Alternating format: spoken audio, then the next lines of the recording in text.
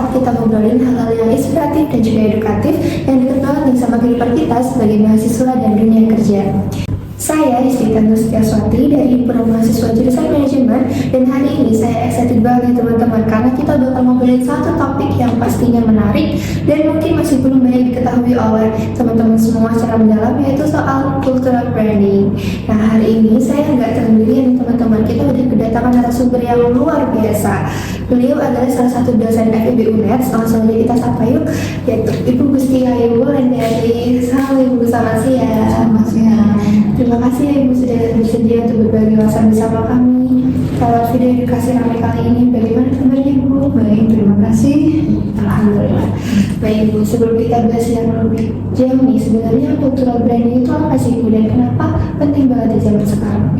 Oke, kalau cultural branding itu sebenarnya kalau merujuk pada kegiatan pemasaran ya, karena saya mungkin konsentrasinya lebih ke pemasaran. Cultural branding itu terkait dengan bagaimana proses penciptaan dan pengelolaan merek ya, merek atas produk yang tidak saja menjual produk secara fungsional, tapi juga membawa nilai-nilai budaya atau nilai sosial atau nilai masyarakat yang dididik ya, tentunya yang potensial. Kemudian yang penting banget ya, karena zaman sekarang ini kalau kita ngomongin tentang pasar itu banyak sekali segmennya ya, sangat heterogen ya, di mana produk itu semakin lama setiap satu jenis produk aja sudah semakin punya similarity yang banyak, yang similarity yang sama gitu ya, banyak dan seterusnya. Jadi penting banget untuk menangkap nilai-nilai budaya, nilai sosial atau nilai masyarakat yang mungkin bisa berpotensi untuk meningkatkan pamor citra kalau ngomong di pemasaran suatu produk itu. Wah, penjelasan barusan bikin kita makin ngerti ya teman-teman, bahwa branding itu ternyata bukan cuma soal desain, tapi soal makna yang dibawa. Kalau misal UMKM atau brand lokal nih baru mulai dan modalnya itu belum besar, apa langkah awal yang bisa mereka lakukan buat mulai menerapkan cultural branding ini?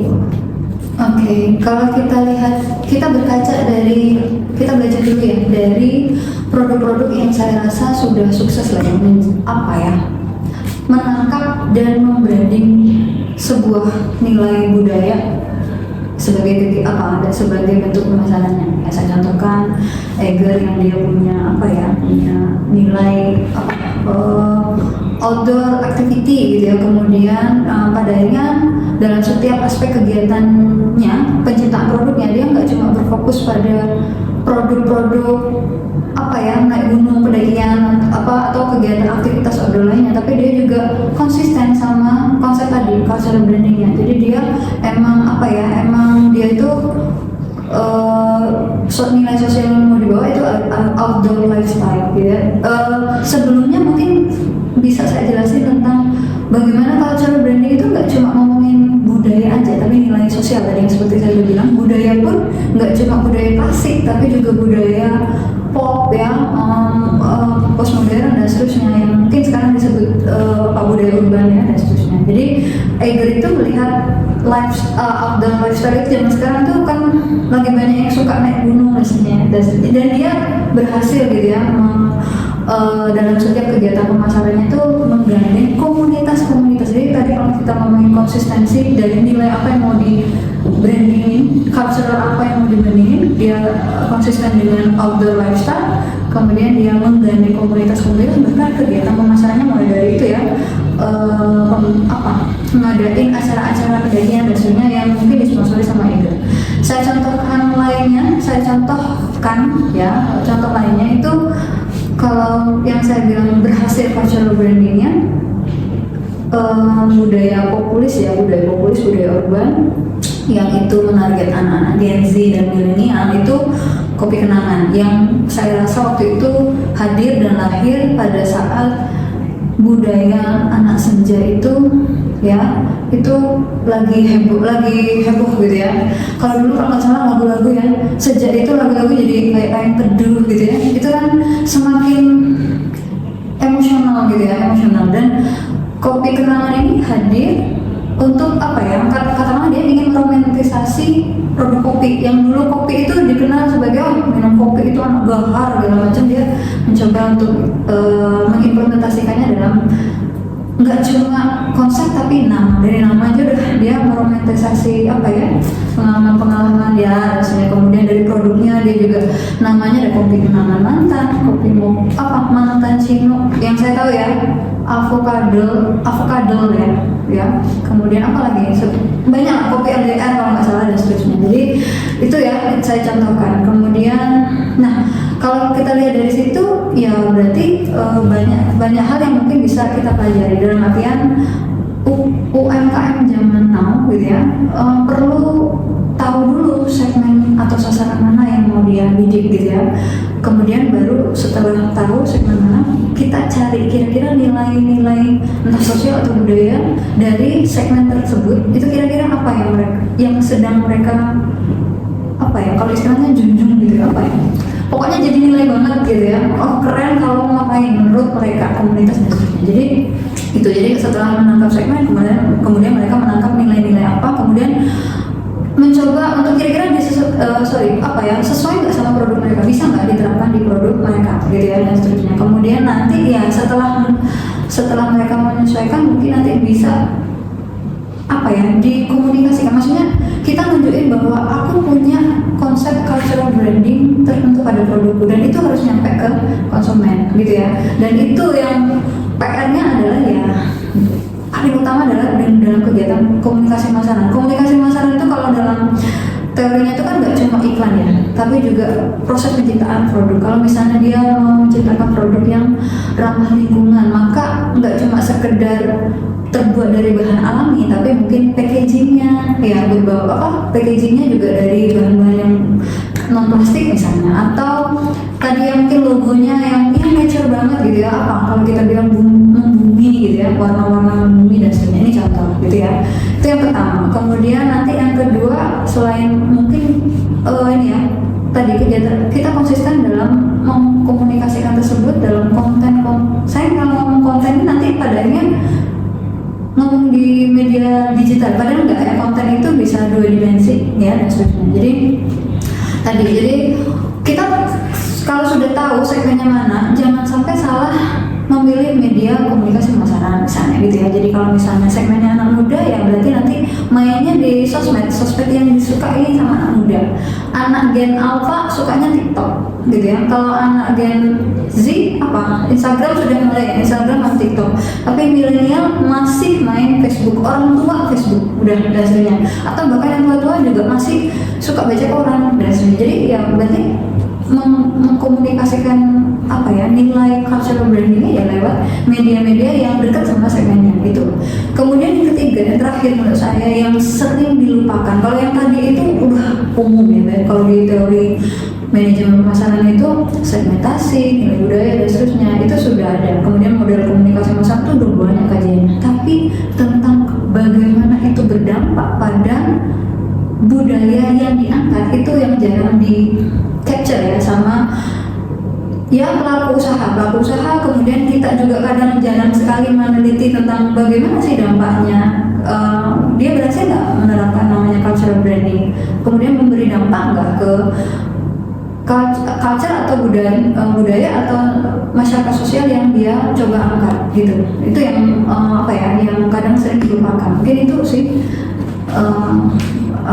langkah yang bisa diambil. Jadi meskipun modalnya terbatas, asal punya nilai yang kuat dan konsisten tetap bisa mulai. Bisa. Dari pengalaman ibu sendiri, kesalahan apa sih yang sering terjadi saat brand mencoba membangun citra atau unsur budaya? Oke. Kalau tadi kita lihat tips-tipsnya, tapi sekali lagi itu tadi kan tips-tips, bukan tips, maksudnya yang menurut saya bisa berhasil kalau menjalani cultural branding ya tadi tidak. Maka kesalahan yang sering dilakukan adalah ya posisi dari situ. Jadi misalnya kesalahan dalam memilih segmen ya, atau kebalikannya, segmennya udah benar, barangku ya laku di pasar tersebut, tapi salah ketika mengkomunikasikan produknya gitu ya. Atau kebalikannya justru nilai budaya yang tak bawa di produkku ternyata itu mengangkat nilai budaya atau nilai sosial segmen lain. Nah, itu kan itu ya. Jadi bisa jadi dua-duanya ya, kebalikannya. Kemudian yang kedua bisa jadi karena ini tadi yang saya bilang cultural appropriation itu lebih dari gini. Kadang-kadang orang ngambil sudah ya, maksudnya gini, menilai oke, saya ambil nilai budaya tertentu yang ini, wah kayaknya ini lagi ngetren dan seterusnya, tapi dia tidak menangkap nilai makna tadi ya yang dijelasin, makna asli ya, kemudian nilai-nilai asli itu nggak benar-benar mereka pahami, cuma sekedar ngambil konsepnya tapi nggak benar-benar dipahami, nggak benar-benar dilakukan, diserap dan seterusnya. Bahkan kalau kita bilang, saya contohkan, kalau yang saya contohkan itu misalnya fashion yang tadi ya, misalnya ngambil budaya batik. Padahal kalau di Jogja sendiri ada larangan-larangan untuk motif-motif batik tertentu untuk dipakai sama gadis ya, sama yang sudah menikah itu beda. Dan ini contoh. Kemudian yang paling sering juga adalah budaya cuma dijadikan gimmick untuk meningkatkan pamor gitu ya, gimmick atau bahkan bahan candaan atau persekusi budaya yang jatuhnya itu lebih rasis sebenarnya, narsis. Apa ya, kita justru menjelekan suatu budaya nggak sengaja, meskipun entah sengaja atau enggak ya, itu justru memberikan citra yang negatif tentang budaya tersebut. Nah itu kesalahan kedua. Kemudian ya yang ketiga ya tadi, kalau tidak berdampak emang ya, maksudnya yaitu kalau saya contohkan misalnya kita mengangkat produk kuliner lokal, misalnya apa ya tadi, kalau saya contohkan misalnya makanan khasnya sini Pak Jember atau Madura dan seterusnya, tapi kita tidak memberikan dampak tertentu pada komunitas ya, komunitas Jember atau Madura atau apa ya, Jawa atau apa yang kita bawa. Atau tadi kalau misalnya segmen kita adalah anak muda Gen Z misalnya, nilai-nilai yang mau diangkat adalah nilai-nilai yang disukai sama anak Gen Z. Maaf ya, Gen Z itu kan kadang-kadang kalau di media itu selalu dikenal sebagai generasi yang lembek gitu. Jadi kalau kita salah membranding itu pada akhirnya anak Gen Z malah komunitas tadi yang kita angkat Gen Z itu akhirnya dapat citra buruk gitu dan seterusnya. Itu ini contoh ya, dalam artian kalau kesalahannya ya karena itu justru tidak berdampak terhadap, kita harus bisa menjelaskan bahwa Gen Z ini juga bisa loh produktif misalnya kayak gitu. Banyak ya, saya nggak cuma ngomong budaya, nggak cuma ngomong komunitas, tapi juga ngomong aspek sosial lainnya ya gitu ya. Jadi harus berdampak pada lingkungan entah budaya, sosial atau masyarakat tertentu yang diangkat atau yang tadi melekat pada produk tadi. Kadang niatnya udah bagus, tapi kalau nggak ngerti konteks budaya yang dibawa itu bisa jadi misleading ya. Iya, ada yang dari bawah jatuhnya, rasis nih gitu kan dan seterusnya. Jadi penting banget nih buat brand-brand benar-benar paham dulu sama identitas mereka sendiri. Nah, kalau kami sebagai mahasiswa ibu pengen mulai belajar atau terlibat dalam proses branding dan bisnis budaya itu sendiri, kira-kira kita bisa mulai dari mana sih? Kalau sebagai mahasiswa pelajar ya, pasti jelasnya belajar dulu gitu ya, belajar dulu gimana sih konsep cultural branding. Dan sekarang tuh gampang banget ya, literasi itu di mana-mana, mulai dari online ya, kita belajar dari buku-buku, bahkan buku-buku e-book itu bisa, perpustakaan banyak, kemudian studi kasus ya, jurnal-jurnal kajian empiris itu juga banyak yang terkait dengan cultural branding. Kemudian kita mencoba memahami itu, yang paling gampang ya melihat praktisnya ya, di masyarakat tuh kita bisa lihat brand-brand mana yang berhasil membawa cultural branding dan bagaimana strategi mereka ketika membawa tadi ya isu cultural branding mana yang mereka angkat. Nah dari situ kan kita bisa belajar. Itu yang pertama. Jadi mungkin yang pertama kalau mahasiswa itu bisa belajar literasinya dulu gitu ya. Kemudian yang kedua percuma ya. Tadi saya bilang percuma kalau pinter teori tapi nggak pinter praktisnya gitu ya. Dan jadi kadang bulan saya belum terjun nih, gimana saya bisa belajar praktisnya? Kita bisa diskusi gitu dengan katakanlah komunitas-komunitas mana yang kita bidik tadi, yang maksudnya komunitas atau entitas sosial atau budaya mana yang tadinya yang mau melekat sama produk. Jadi kita deketin orang-orang yang expert ya, atau komunitas-komunitas yang mewakili produk tadi, produk tertentu tadi, kemudian kita bisa diskusi terkait dengan apa yang kira-kira sesuai, yang nggak sesuai apa, kan kita bisa belajar dari situ ya. Kemudian yang terakhir ya, bukan terakhir sih, banyak sebenarnya, tapi mungkin yang saya ingat ya, kalau mahasiswa ini paling bisa tadi ya, kan sering nih kalian dapat tugas studi kasus ya, jadi ada teori, kemudian permasalahan ya, kira-kira menyelesaikannya gimana. Nah katakanlah misalnya tadi dari literasi yang kalian dapatkan, kemudian dari diskusi atau bahkan observasi yang langsung kalian lakukan di lapangan terkait dengan produk lokal dan seterusnya, itu kalian kan bisa ya bikin portofolio gitu. Oh, yang nggak sesuai, kalau ini nggak sesuai dengan teori ini mana dan seterusnya. Kemudian paling utama ya kalau mahasiswa itu agent of change ya. Saya nggak tahu sebenarnya kepentingannya sebenarnya, tapi kita bisa ya di tengah isu pasar global yang mulai nyerang Indonesia, kita sering pakai istilah local pride, tapi orang Indonesia sendiri nggak pernah bangga pakai produknya. Bukan, kadang-kadang kita lebih ke brand minded ya, maksudnya kita itu sering begitu, kalau pakai produk lokal dulu kok produk dasarnya. Tapi dalam artian mahasiswa zaman sekarang, kalau kita ngomongin dari sisi yang kecil aja, lingkungan kecil Jember gitu, bisa membantu UMKM ya dalam bikin edukasi gitu loh, maksudnya gini, mahasiswa itu sekaligus juga bisa praktek gitu ya, mengedukasi bahwa ada nilai-nilai budaya tertentu, bisa lah kalian mengamati dari produk-produk tertentu, ini nilai budayanya gimana, nilai cultural branding dari produk lokal itu gimana. Kalau yang tadi saya contohkan misalnya Eiger, kopi kenangan ya, sama Indomie yang mungkin dia konsisten sama selera Nusantara, meskipun dia dijual di hampir 100 lebih negara, tapi dia konsisten dengan rasa-rasanya Indonesia gitu ya. Kita belajar dari dalam di Jember aja, itu ada banyak produk yang Jember, yang sangat Jember. Kalau saya tahunya cuma Jember banget, apalagi mungkin produk yang dekat sama Jember yang misalnya. Nanti kalau tadi ngomong apa kira-kira Produk kuliner. Ya, kuliner. Mungkin seperti suara sulir itu. Oh, suara sulir. Nah, suara sulir itu kan juga apa ya? Kalau mungkin dari sisi rasa itu, jadi kemarin saya juga nganter mahasiswa student exchange dari Turki ya. Ketika dia nyoba, too weird gitu ya, rasanya terlalu aneh gitu ya. Oke, tapi kan nama suara sulir udah nama kata. Jember itu terkenal kota suara sulir. Sayangnya, meskipun terkenal, produk itu nggak laku di pasar. Bahkan orang Jember sendiri nggak begitu suka. Ya tadi, jadi gimana? Oke, namanya sudah dapat, produk utamanya kan dari tape. Gimana caranya mungkin unsur rasa yang tidak disukai itu dikurangi, tapi ditambahkan dengan mungkin ada yang pengen berinovasi, bikin suara-suara rasa matcha mungkin atau red velvet dan sebagainya ya. Tapi kan nama suara-suaranya nggak bisa lepas dari Jember gitu loh. Maksud saya, ini yang saya contohkan. Atau produk-produk yang saya sekarang lagi menjamurkan, kopi-kopi kekinian di kafe-kafe, itu saya nggak tahu mana sih yang benar-benar bawa kopinya Jember. Nggak banyak loh ya, nggak banyak. Justru andaikan main lokal, tapi masalahnya paling kopi ijen lain di bawah dasarnya itu. Jadi ya kita harus bangga gitu. Local pride itu benar-benar kita bangga sama produk kita, termasuk dari bahan baku ya dan seterusnya. Itu ya mungkin yang bisa saya berikan kepada mahasiswa. Dalam artian mengedukasinya tuh gitu, bikin. Kalau zaman sekarang tuh paling gampang itu dengan konten sih ya, kontennya di media sosial, karena itu yang paling dekat sama mahasiswa gitu ya, atau anak muda ya sebenarnya. Jadi konten edukasi tentang cultural branding, bangga memakai identitas lokal, budaya lokal dan sebagainya. Mungkin itu. Jadi ternyata nggak harus mulai dari hal-hal yang besar gitu. Nah, kalau ibu sendiri nih pernah mengalami momen yang bikin sadar bahwa nilai budaya itu bisa jadi kunci penting dalam membangun brand?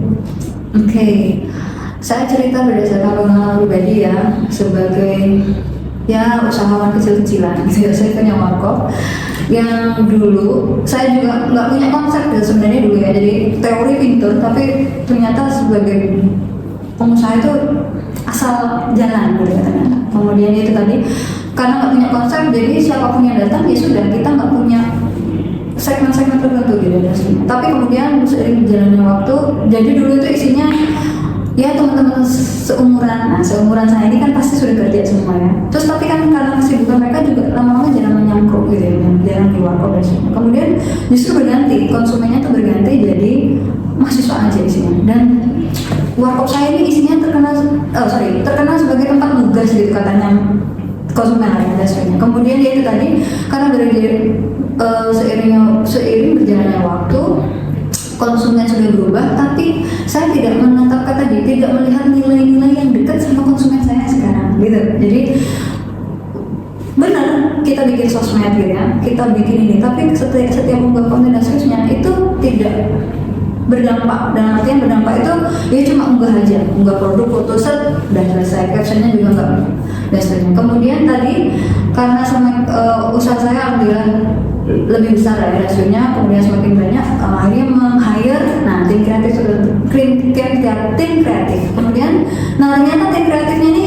pinter ya. Nah ini yang tadi saya bilang, pinter ketika melihat nilai-nilai dari segmen atau komunitas yang sering di warkop. Yang sering di warkop itu anak-anak mahasiswa yang mungkin dari pedalaman ya dasarnya. Sehingga ketika bikin konten ini ngomongin tentang strategi komunikasi masalahnya, membangun branding. Jadi warkop saya itu pada akhirnya dikenal dengan konten dengan bahasa Madura, kemudian bahasa Indonesia atau bahasa anak muda bahasa gaul ya. Tapi dengan tulisan yang kalau misalnya bahasa gaul ya, guys jadi guys gitu ya. Itu kan maaf Madura banget kan ya. Tapi kan yang benar padahal guys gitu ya. Kalau saya dulu sebagai adminnya itu ya yang benar gitu ya. Tapi kan nggak menarik gitu ya hasilnya. Dan itu dan yang mungkin tidak bisa saya lakukan adalah membuat konten yang lucu gitu, lucu. Sekedar cuma jadi ada konten di mana tim kreatif saya itu ngambil video tukang masak saya di belakang. Itu yang maaf lagi banyak pesanan, lagi nobar ya, lagi banyak pesanan dan sibuk. Dan itu dibikin lucu-lucu. Maaf sekali lagi, ini bukan tadi yang saya bilang bahan bercandaan persekusi budaya enggak, tapi menunjukkan, tapi dari logo, wah, ambil banget gitu ya rasanya. Itu udah lucu gitu dan itu memancing banyak like dan banyak komentar. Kalau kita ngomongin komunikasi pemasaran zaman now dengan media sosial, engagement itu kan penting ya. Jadi setelah saya bandingkan, oh iya ya, engagement yang sekarang itu jauh lebih high, apa ya, engagement atau insight istilahnya, insight ya, itu lebih tinggi daripada yang dulu gitu. Yang dulu itu cuma sekedar upload, kemudian yang like paling cuma 5. Kalau sekarang udah ratusan dan yang komen, oh mas, ada nobar nggak mas, apa dan seterusnya, mas admin dan seterusnya. Nah ini contoh ya bagaimana kesalahan saya dulu apa ya, ketidaktepatan atau bahkan sebenarnya tahu segmennya cuma nggak peduli atau tidak mengangkat itu gitu ya dalam setiap konten. Harusnya udah tahu anak-anak muda kan harusnya bahasanya deket anak muda. Ini contoh ya bagaimana saya contoh pribadi apa masalah pribadi yang pernah saya temui gitu ya terkait dengan cultural branding yang tepat gitu. Wah, saya suka banget cerita Ibu tadi, Bu.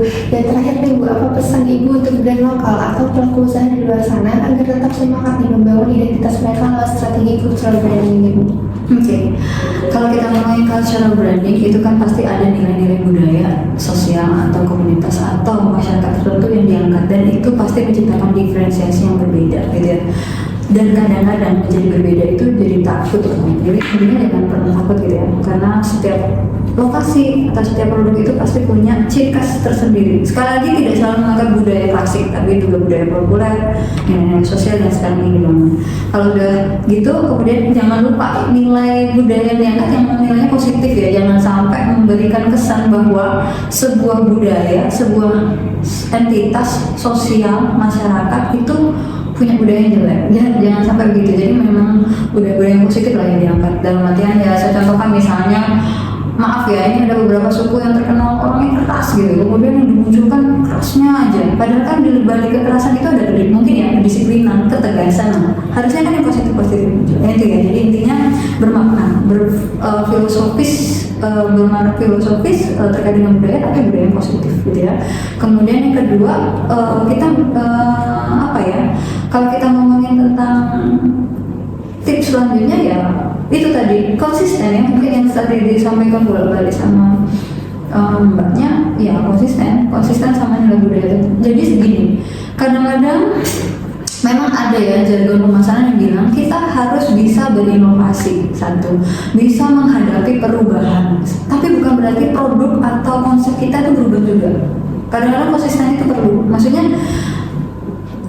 konsisten dengan produk kita, dengan konsep kita, tetapi tetap mengikuti perkembangan zaman. Gimana caranya tetap relevan dan seterusnya. Ya memang agak susah di prakteknya. Kalau diceritain detail juga panjang gitu ya dan seterusnya. Tapi yang tadi saya bilang brand yang mengakar itulah yang brand yang kuat. Jadi untuk kalau sebuah pohon kalau dia ngakar, proses biar dia kuat ngakar itu kan juga lama. Nggak bisa instan gitu ya. Memang branding itu memang lama gitu mbak, brandingnya nggak terlepas dari cultural branding apapun itu, membranding diri sebagai yang gimana itu juga lama tuh ya. Kemudian yang terakhir ya itu tadi berdampak, itu yang tadi yang saya saya sering susah melihat dampak lingkungan terhadap cultural branding itu sendiri, terhadap culture atau nilai budaya atau nilai sosial itu kira-kira dia ngasih manfaat apa sih sama ini dan sebagainya. Jadi kalau saya contohkan tadi misalnya nih kaos tertentu di Jember ya, nggak boleh nyebutin merek ya. Ya, misalnya kaos tertentu di Jember yang suatu brand kaos ya di Jember yang misalnya dia secara konsisten munculin quotes ala Jember ya, yang mungkin itu apa Jember banget lah ya, mat ya asiko gitu ya, apalagi logat-logat Jember yang terkenal ya asiko gitu ya, kemudian apa kamu mat gitu ya, dan seterusnya itu banyak ya, dan seterusnya itu jadi dijadikan quotes gitu ya. Kemudian mungkin dia juga di dalam kaosnya itu muncul gambar-gambar ya icon-iconnya Jember dan sebagainya. Itu meskipun keuntungannya nanti sama perusahaan kaosnya, tapi dampak lingkungannya besar loh buat Jember. Jember itu ketika misalnya kaos itu dipakai di luar gitu ya, dipakai di luar kota dan sebagainya, orang mau lihat apa tuh bisa membawa dampak pada dasarnya. Begitu juga mungkin produk-produk lainnya ya, mungkin kalau kuliner ya dan seterusnya kan katakanlah punya apa ya ciri khas tersendiri, setiap daerah itu pasti punya makanan khasnya. Nah itu ketika diangkat kemudian kita rajin mengkomunikasikan, kita ngomong rajin itu gencar ya dalamnya. Kadang-kadang itu kayak tadi cuma sekedar punya sosial media, sekedar upload tapi tidak gencar. Karena kalau misalnya jadi kalau digital marketing itu kan ternyata harus konsisten ya, setiap hari apa bikin konten upload dan seterusnya gitu ya, itu ya menjadi berdampak lah yang terakhir ini tuh. Wah, terima kasih banyak ya Bu atas insight dan pengalaman yang luar biasa pada hari ini. Semoga obrolan ini bisa jadi inspirasi buat teman-teman semua ya Bu. Nah teman-teman, cultural branding itu bukan cuma soal estetika aja, tapi tentang bagaimana sebuah brand itu bisa mempunyai jiwa yang tumbuh dari nilai-nilai dan identitas yang kita miliki. Buat kalian semua yang lagi kuliah atau yang lagi mulai usaha atau mungkin baru belajar branding, yuk mulai sekarang. Jangan cuma jual produk aja, tapi ceritakan juga nilai dan budaya di baliknya. Terima kasih sudah menonton, sampai jumpa di video selanjutnya dengan topik dan tamu inspiratif lainnya. Tetap semangat belajar, berkembang, dan bawa identitas kita kemanapun kita melangkah. Dan see you.